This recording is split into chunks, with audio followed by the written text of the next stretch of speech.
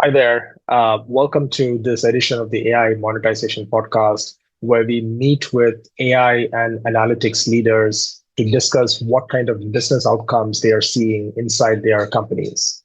I'm Binny, the co-founder of Project Pro. We help enterprises accelerate AI adoption internally. We have with us Kavita Ganesan today. Kavita is the author of the book titled The Business Case for AI. She's also the founder of Opinosis Analytics. It's an AI consulting company that brings high impact AI strategies and custom solutions to enterprises, governments, and healthcare systems. Kavita is super passionate about helping companies think about their AI strategies and also how to take these strategies from ideas to POCs to production. Kavita has over 18 years of experience delivering multiple successful AI rollouts at companies like GitHub, eBay, and 3M. She's also a consultant and an educator and has worked with multiple enterprises such as the University of Sydney, the Wipro Group, McKesson, and the US Department of Energy. She has a master's from the University of Southern California, a PhD from the University of Illinois at Urbana-Champaign, with specialization in NLP search techniques. Kavita is also featured in multiple media outlets, including Forbes, VentureBeat, Verizon, Techopedia, etc. Kavita, welcome to the show. It's a pleasure having you on the show. So, Kavita, I would love to start off getting a perspective on this, which is from my limited experience working with enterprises, right? Enterprises are always known for you take a SaaS or a software solution to them. They are looking for very specific ROI to that specific tool, where in the workflow it fits in, and things like that. But with Gen AI and LLMs, it seems to be a scenario where the tools there and they are hunting for use cases internally to kind of justify using the tool. Is this new in this current technology wave, or is that something you've seen happen before as well? Yeah, so this similar behavior I've seen happen when deep learning was very popular. So if you remember, like 5-6 years ago, deep learning was going through that hype cycle. So every problem had to be solved with deep learning, even though we just need a logistic regression.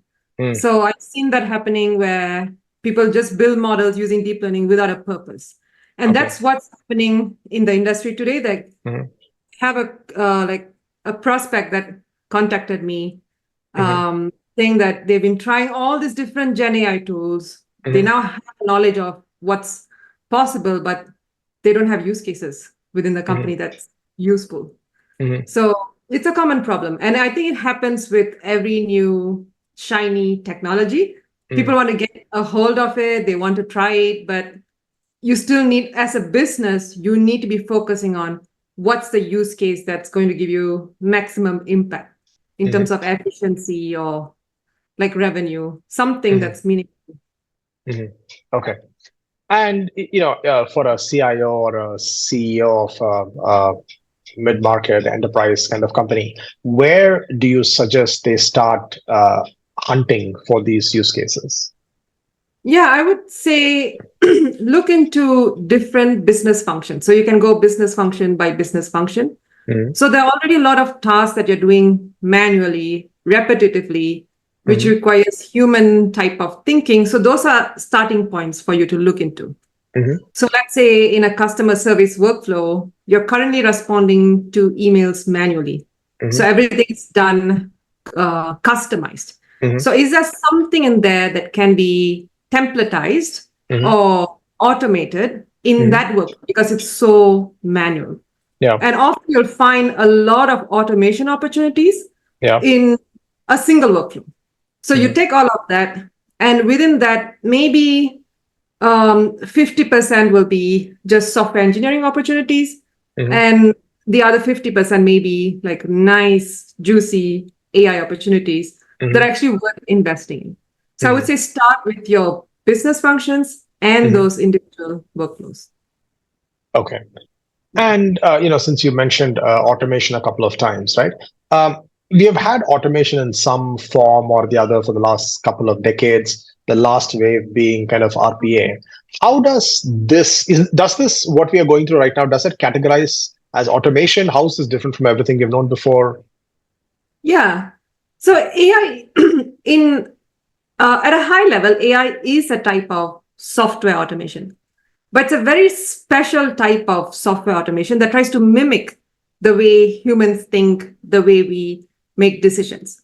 So let's say we take the problem of categorizing an incoming email as spam or not spam.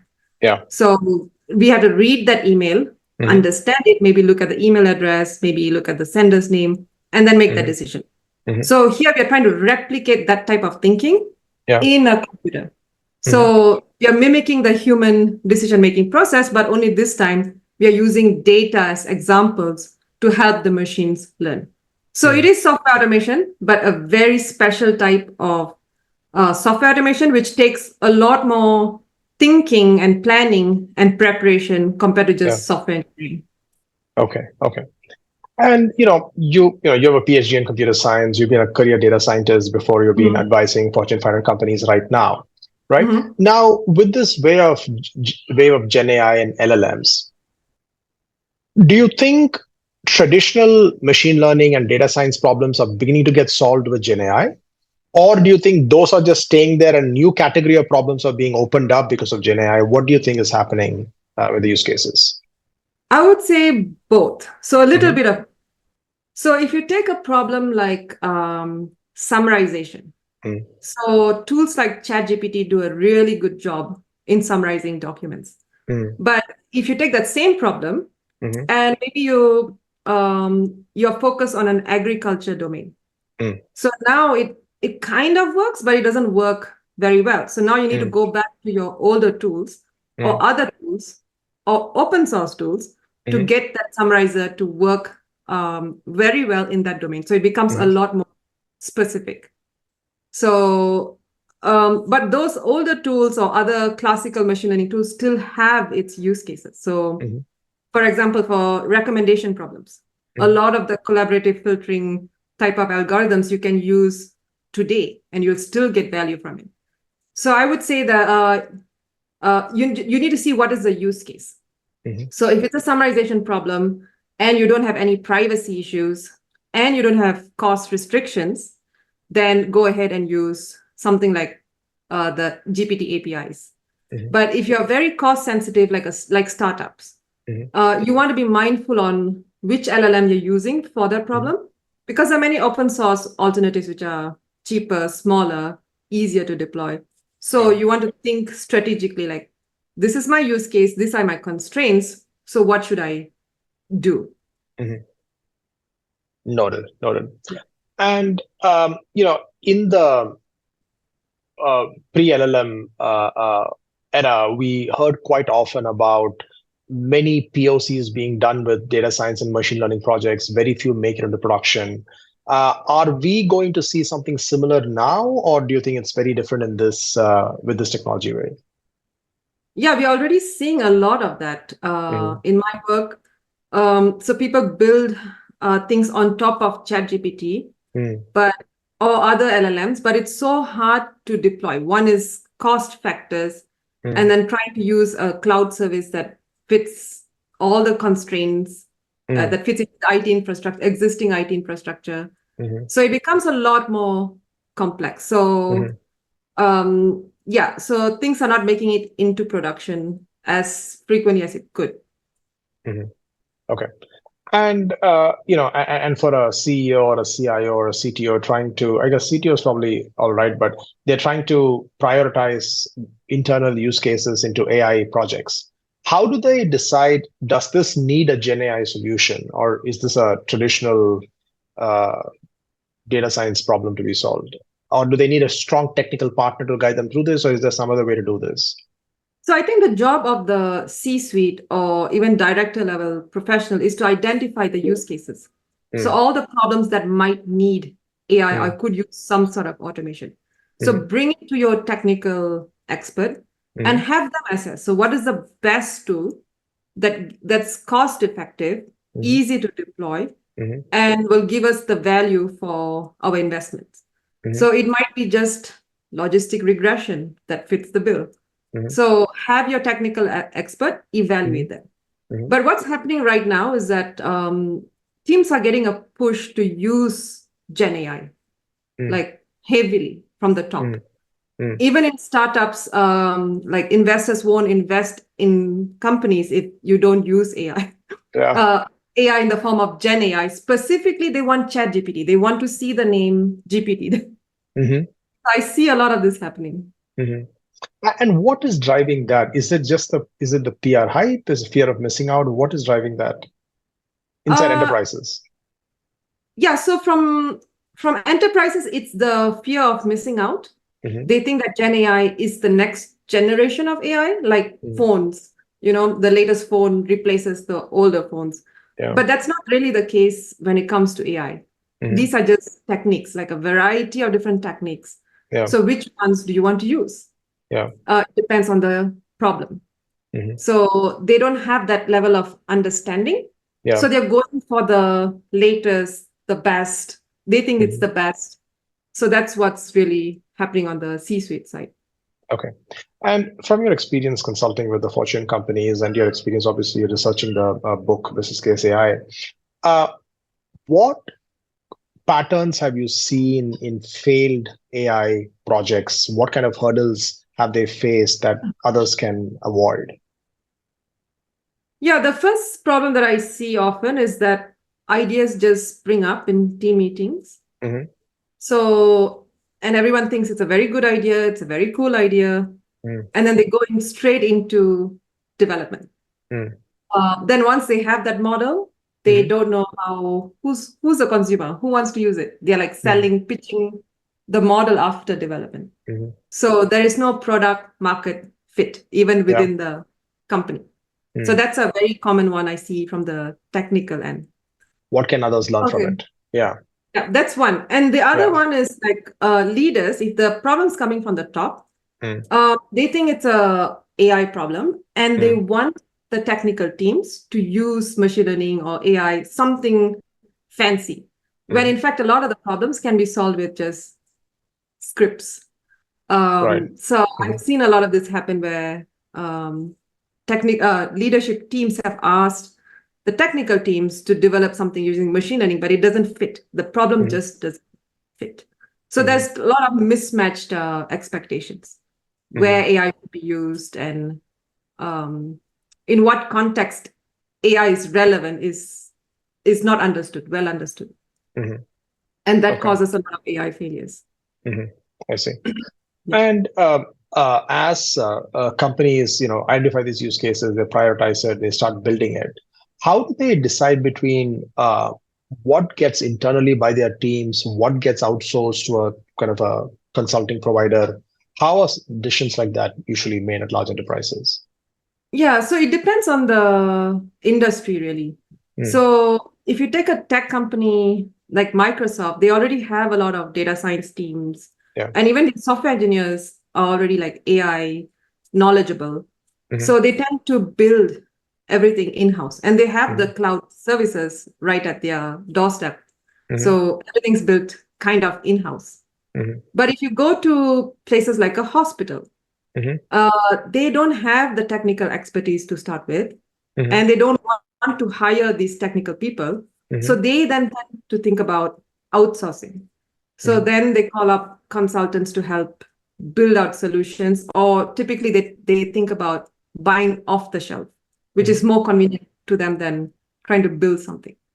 So outside tech, people tend to go buy or hire consultants. Okay. Now, because LLMs have added some level of abstraction, making AI more accessible to regular developers, do you think going forward, rather than increasing the size of data science teams, companies are going to count on their regular full stack developers for AI features across their products? Like, how will that play out?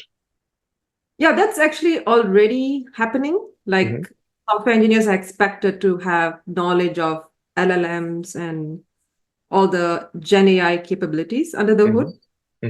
But there is a small problem to that because traditionally, all these models were developed by machine learning engineers, people who are like AI centric. So we had this evaluation thing built into our heads that we need to evaluate everything that we develop. So we have the accuracy measures, we know the problems of the system, the limitations, so we understand that. So now the software engineers are expected to develop and deploy. So there's no real evaluation happening.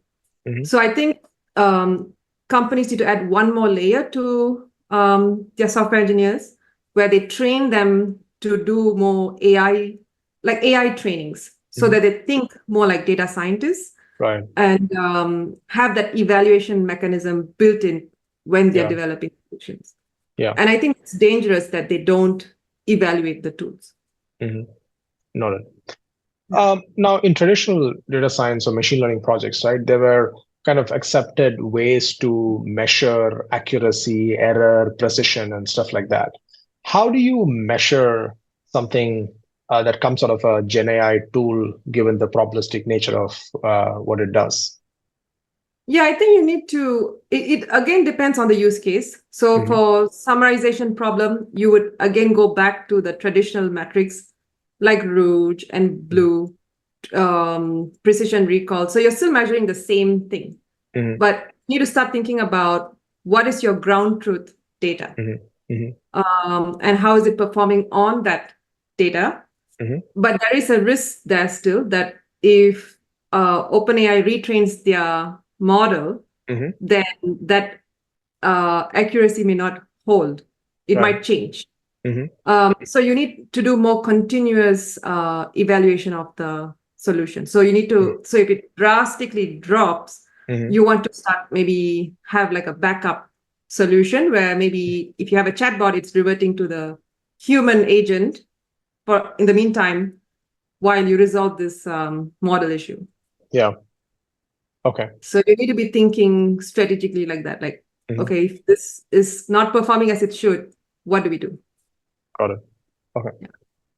And with AI automation's impact on labor and employees, right? There's one school of thought that 10 times more work is going to get done because of this, with not so much impact on labor force.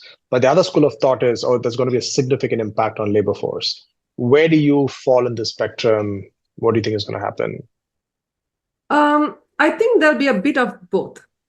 So if your job is very repetitive, it's one-dimensional, like you're doing just defect checks over and over again in a manufacturing line.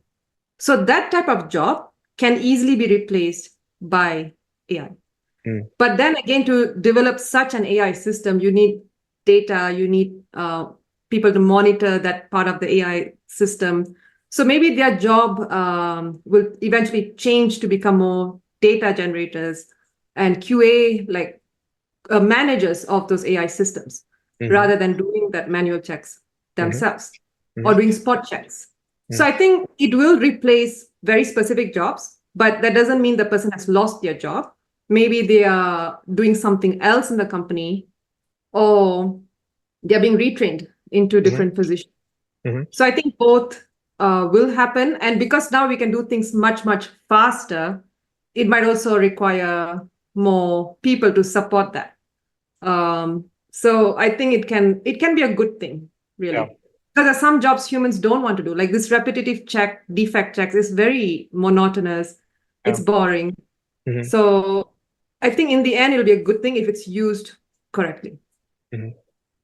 Okay.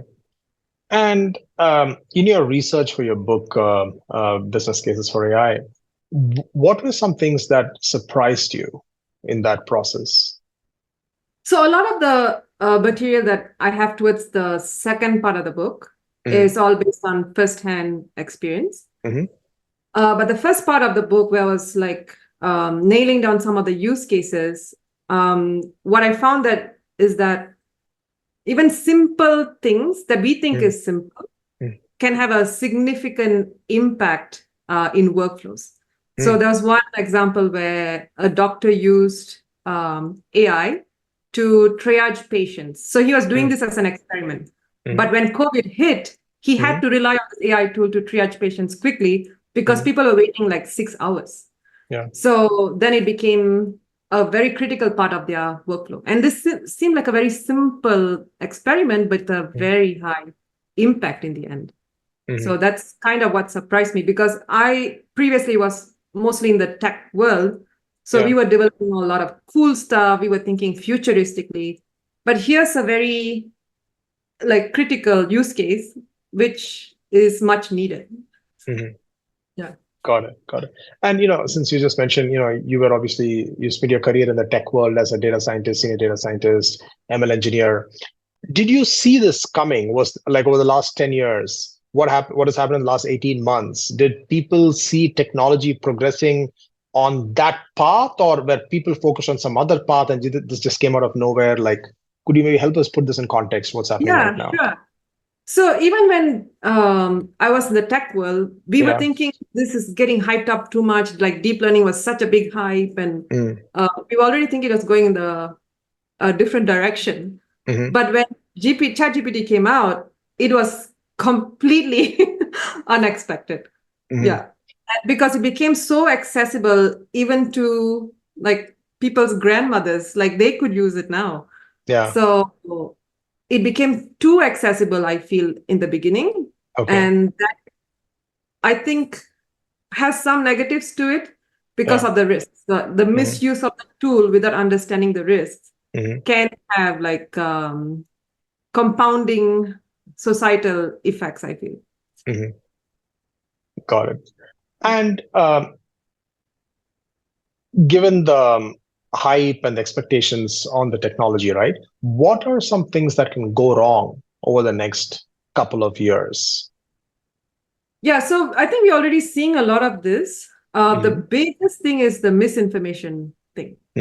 So even in like news articles that I'm reading through my Google news feed, I see a lot of like AI generated content. Oh, wow. Like it's bulleted and it's from a known publication, but it's bulleted. It has a lot of mistakes and it's going mainstream. So the misinformation is going to be a big, big thing in the next couple of years. Like, how do you detect that? How do you keep news media clean? So all of that is going to be big societal problems that are up and coming. And also tools that companies that are developing, like psychology tools, providing psychological advice by an AI chatbot. So how safe is that? So tools like that are not really being regulated in the US, at least. So those safety aspects, because it's not being considered, we are going to see some problems there. And then the government might start paying attention. And like I said earlier, people are not evaluating the tools. So they're just building on top of Gen AI tools and putting the tools out there. So, if it makes the wrong predictions or the wrong recommendations, like in healthcare, then it can go really wrong. Yeah. Makes sense. So if you look at the largest monetizable opportunities of Gen AI, right? Code generation seems to be a very clear opportunity. Customer support seems to be a very clear opportunity. Are there other opportunities that are underrated, you feel, that has a lot of potential with Gen AI? I wouldn't say it's underrated, but maybe underutilized right now. Like summarization. Like many people don't know that the tool can summarize content for them, which I think is a very helpful thing if you want to go through an article quickly. Yeah. That's one. And then like rewriting, like help you write better things. So yes, it hallucinates, but if it's your own content, it can help you rewrite into a more grammatical version of it. So I think people don't know those little things that are very easy to implement, like right away. And also, like on the flip side, people are trying to use Gen AI for things that it's not meant to really be good at. So, for example, classification problems.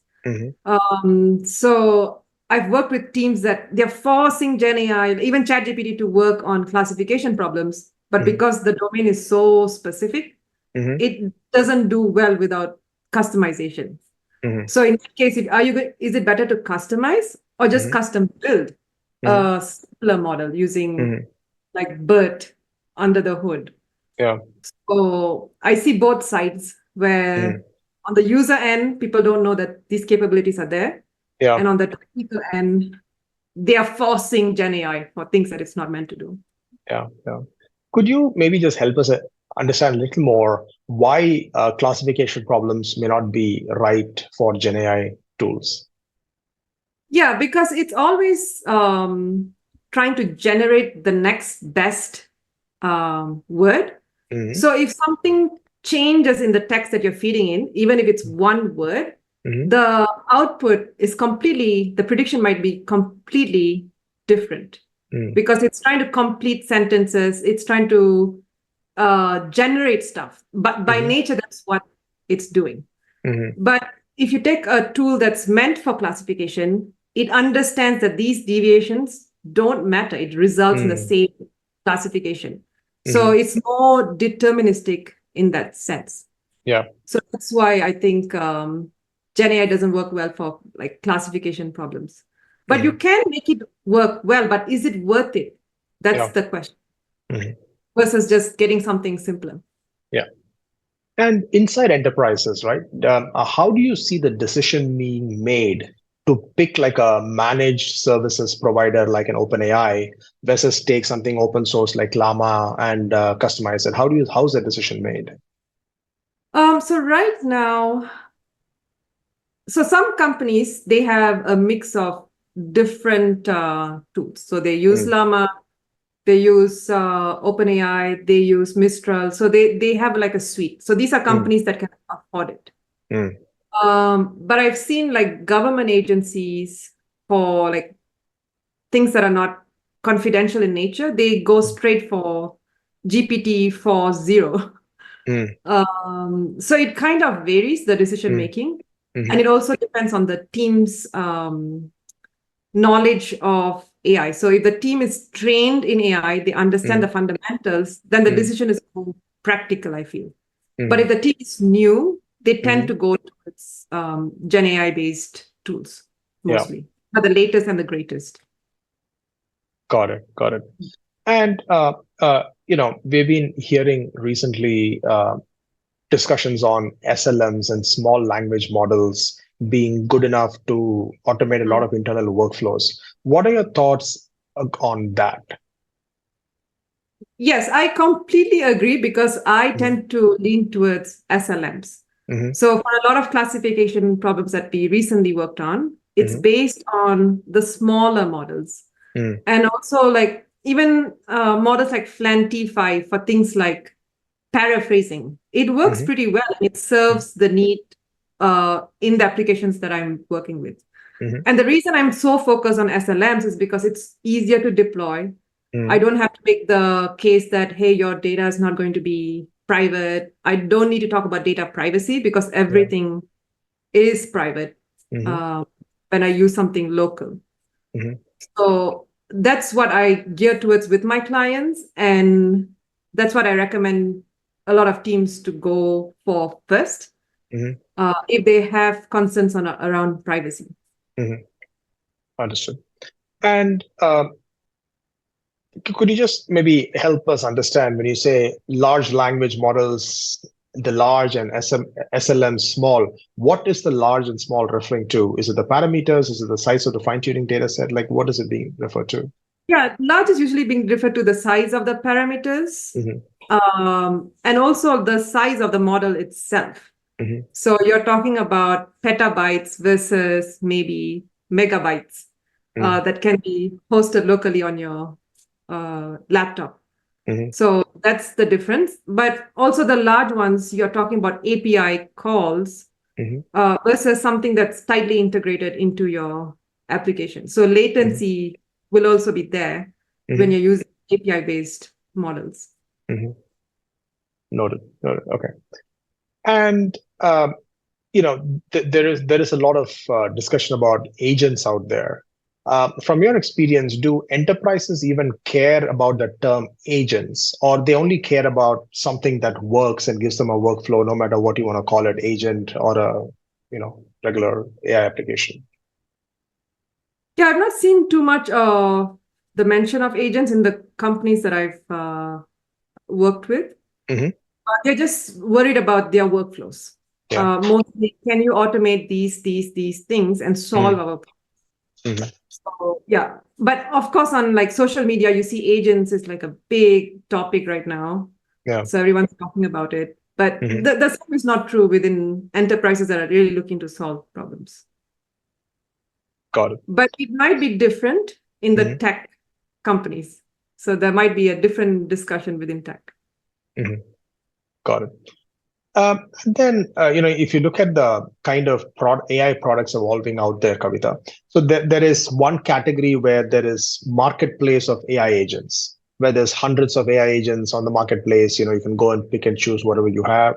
Then there are companies that focus on providing more sophisticated AI agents or programs for specific teams, finance, sales. And then there are companies that will do only one specific thing, just expense processing with AI or financial statement reconciliation with AI. What kind of buyers do you think exist on the other side to map each of these companies to those kinds of buyers? Like who goes to a marketplace of agents? Who goes to a specific, um, uh, what kind of companies buy each of these solutions according to you? So I think most companies go for the tool that solves multiple problems to start with. Hmm. So if you can hit different angles, then Hmm. that's a tool they want to try and start with. Hmm. But startups usually have like very specific needs, like they need to transcribe audio. Hmm. So they tend to go for those more specific APIs Hmm. for specific tasks because they're just building a software that needs some AI somewhere in there. Yeah. Yeah. So that's the typical trend that I've seen. And a lot of companies outside of tech, like as I mentioned, they're going for buying things rather Hmm. than building. Mm. So those things that hit multiple problems are like interesting to them. Right. Makes sense. Now, let's say for a startup or any other for a company where LLM is at the core of their product differentiation, right? Many companies exist where they're just building kind of a wrapper around an available LLM. It's probably nothing sophisticated. It's just a wrapper around it, and you build a product out there. What can companies like that do to build sufficient moat or differentiation to their product roadmap? Yeah, that's a very good question. So first of all, what is the problem that you're trying to solve? Mm. Is it even solving a problem? Hmm. So a lot of these incremental solutions, they're not really solving anything new. They're Hmm. just generating the same stuff that ChatGPT can do, and Yeah. they're replicating it. Hmm. But if you're solving a very specific problem, like maybe research in healthcare Mm. for physicians, Mm. a very specific problem with very specific needs, Hmm. and then your LLM is just there to help solve the problems, maybe summarize the content or create drafts. Mm. So then it becomes a lot more, you're not selling the LLM, you're selling the solution to Yeah. solve the physician's problem. So Right. think problems Hmm. versus technology. So I would say focus on the problems. That actually is very, very well said. Where think of LLM as just one component to that Mhm. stack of Yeah. solutions out there. Yeah. Got it. And you might use other NLP tools. You might use simple things like stemming, like stop word removal, and that might give you really good results for whatever use case you're trying to display to the user. Yeah. So, Got it. Got it. And what have you seen about the talent shortage and this talent scarcity inside companies to solve these problems?